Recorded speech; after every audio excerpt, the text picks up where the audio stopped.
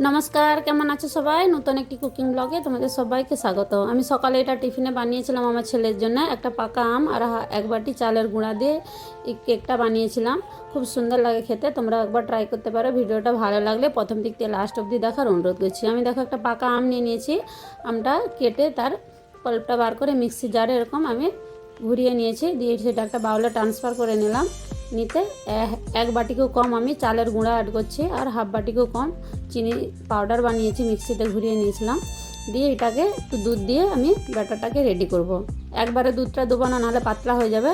আমার দুবার ধরে আমি দিয়েছিলাম, একটু একটু করে দিয়ে এটা হুইস্কারটা দিয়ে ঘোরাবো।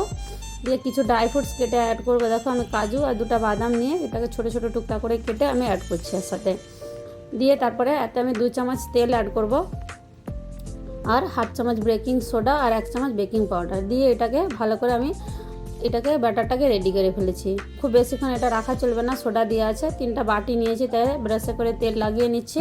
দিয়ে ব্যাটারটার এর উপরে দিয়ে এটাকে আমি স্টিম করব। খুব সুন্দর লাগে, তোমরা একবার ট্রাই করে দেখতে পারো। আমি উপর থেকে একটু কাজু আর একটু কিশমিশ দিয়ে দিচ্ছি।